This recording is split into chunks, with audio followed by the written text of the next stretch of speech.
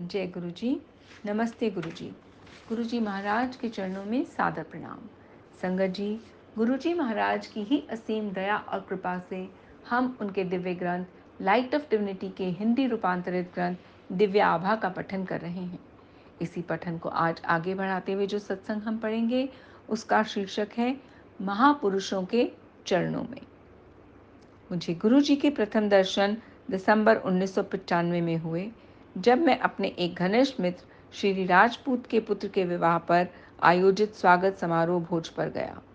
मुझे और मेरे परिवार को जालंधर, पंचकुला, चंडीगढ़ और दिल्ली में गुरु जी के दर्शनों का सौभाग्य प्राप्त होता रहा है। 2006 में दिल्ली में उनके दर्शन हमें 2 साल के बाद हुए। इस अवधि में हम उनके आदेश के अनुसार उनके पास नहीं गए थे। गुरु जी के साथ हमारे वर्षों से अनुभव में मैं कह सकता हूँ कि वह हमारे युग के सच्चे महापुरुष हैं। अमृत के स्तोत्र। घटना 1994 की है, जब गुरुजी चंडीगढ़ में थे। मेरी पत्नी, मेरी पुत्रवधू और मैं उनके दर्शन उपरांत घर से निकल ही रहे थे कि हमें वापस बुलाकर उनके कक्ष में बुलाया जाया गया। गुरुजी ने कहा कि वे हमें आशीर्वाद देंगे। उन्होंने हमें अपना मस्तक, वक्षस्थल और कंधों के पीछे सूंघने के लिए कहा। हमें ऐसी सुगंध प्राप्त हुई जो पहले कभी नहीं मिली थी। ऐसा प्रतीत हो रहा था कि उनके भौतिक शरीर से यह स्थल दिव्य अमृत के अनंत स्रोत हैं। औषधि बिना उपचार। उसी वर्ष मेरे टखनों में अत्यंत पीड़ा होने लगी। दर्दनाशक औषधियाँ ले मैं पंचकुला में अपने पारिवारिक चिकित्सक के पास गया। परीक्षण से पता लगा कि मेरे हेमोग्लोबिन का स्तर 13 और 14.1 से गिरकर मात्र 7.2 रह गया था। टखनों की वेदना को भूलकर उन्होंने इस पर ध्यान देने का परामर्श दिया। चिंतित सेक्टर 34 में स्थित सिटी चिकित्सालय और पीजीआई में दिखाया, पर कोई लाभ नहीं हुआ। तो मैं दिल्ली के साउथ एक्सटेंशन क्षेत्र में स्थित एक हेमोग्लोबिन विशेषज्ञ के पास गया। उन्होंने अनेक परीक्षण करवाए और पता लगा कि मेरा ESR 105 था, जो अत्यधिक उच्च माना जाता है। उनके विचार से मेरा निम्न हेमोग्लोबिन का संबंध अस्थियों से था। मुझे कोई विपरीत लक्षणों के अभाव में वह मुझे एक चिकित्सालय ले गए, जहाँ पर अस्थि मज्जा का परीक्षण होना था। जब हमें पता लगा कि ये रक्त कैंसर के लिए है, तो हम भौचक्के रह गए। उस शनिवार के दिन मेरे शरीर से 20 से अधिक नमूने एकत्रित किए गए। परिणाम सोमवार की संध्या को पता चलने थे। मैं भयभीत था और मैंने चंडीगढ़ में अपने पुत्र को गुरुजी से मिलकर उनको स्थिति से अवगत कराने और मेरे जीवन के लिए प्रार्थना करने को कहा। आदरणीय गुरुजी ने मेरी पुकार सुनी और कहलवाया कि सब परिणाम अनुकूल आएंगे। उन 2 दिनों में हम अत्यंत चिंतित रहे। परिणाम आने पर हमारे और चिकित्सक सबके लिए अचंभे की बात थी। विशेषज्ञ ने 9 विटामिन निर्धारित किए और इस प्रकार मुझे प्रतिदिन 2 दर्जन से अधिक गोलियां और कैप्सूल खाने थे।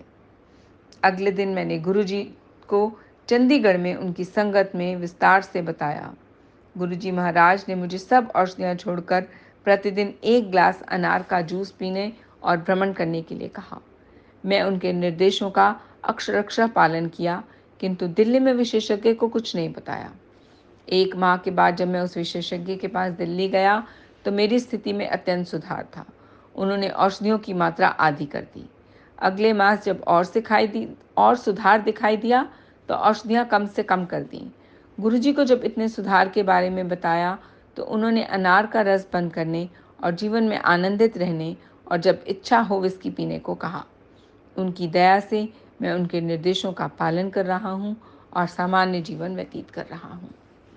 मुख्य अभियंता के पद पर। मैं पंजाब सिंचाई विभाग में प्रबंध अभियंता के पद से 1992 में सेवानिवृत्त हुआ था।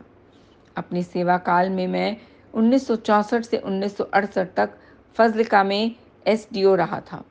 फजलिका पाकिस्तान सीमा से केवल 4 किलोमीटर सीधी दूरी पर है। सितंबर 1965 में जब पाकिस्तान ने भारत पर आक्रमण किया था, नागरिकों में हलचल मच गई थी। प्रशासक होने के कारण मेरे कंधों पर बहुत उत्तरदायित्व था।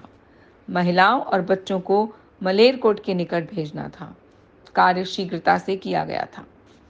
उस अवधि में मैंने सेना के साथ भी कार्य किया और उनके साथ भूमि में खुदे हुए उनके बंकरों में भी रहा, क्योंकि शहर पर सीमा पार से बमबारी हो रही थी।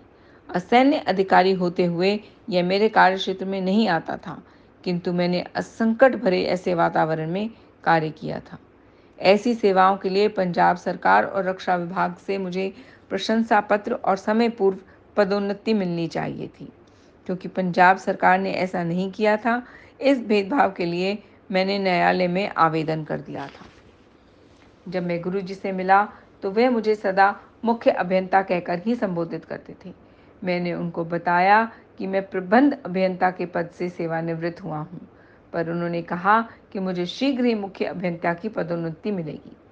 कालांतर में न्यायालय ने मुझे समस्त सेवा संबंधी सुविधाएं दी और गुरुजी के कथन के अनुसार पंजाब सरकार ने 2004 में विशेष अधिसूचना निकालकर मुझे मुख्य अभियंता का पद प्रदान किया।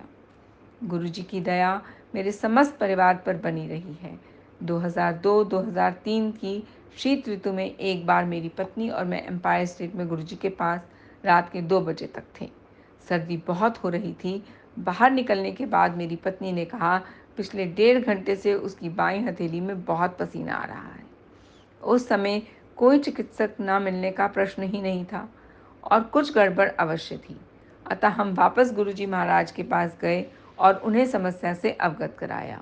उन्होंने मेरी पत्नी का हाथ अपने हाथ में लिया और बोले, कहाँ दर्द है? कोई दर्द नहीं है, जाओ आनंद से रहो। उनके ऐसे कहते ही वेदना समाप्त हो गई। अगले दिन जब हम उनके पास पहुँचे तो उन्होंने पीड़ा के बारे में प्रश्न किया। वो कितने दयालु हैं। इस भौतिक और माया मोह के संसार में एक सच्चे महापुरुष का दिव्य आश्रय प्राप्त करना अत्यंत कठिन है। संतों के विस्तृत परिवार में एक दूसरे को भिन्न करने वाले नियम तभी पता लग सकते हैं जब हम एक ऐसे संत के पास पहुँचें जिसके सदृश कोई और ना हो और वह ईश्वर के वास्तविक संदेश मानवता में फैला रहा हो।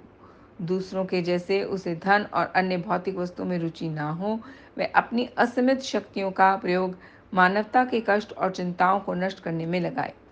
श्री गुरु जी महाराज ब्रह्मज्ञानी हैं और इस नश्वर संसार में भटके हुए मनुष्यों को सही राह दिखाने और मोक्ष प्राप्ति के लिए सही मार्ग बताने आए हैं। हम भाग्यवान हैं कि हमने उनके बारे में सुना, उनसे मिलने का अवसर प्राप्त हुआ और उनकी कृपा से उनमें आस्था है। यदि वे मनुष्य रूप में आए हैं, वे मनुष्य नहीं हैं, वे तो गुरु नानक हैं और शंकर का अवतार हैं। शुक्राना गुरु जी, बेन शुक्राना। संगत जी, ये सत्संग संतोख सिंह अंकल का है और इस सत्संग को पढ़ते वक्त हुई सभी भूलों के लिए मैं गुरु महाराज और आप सबसे हाथ जोड़कर माफ़ी मांगती हूँ। जय गुरु जी, शुक्राना गुरु जी।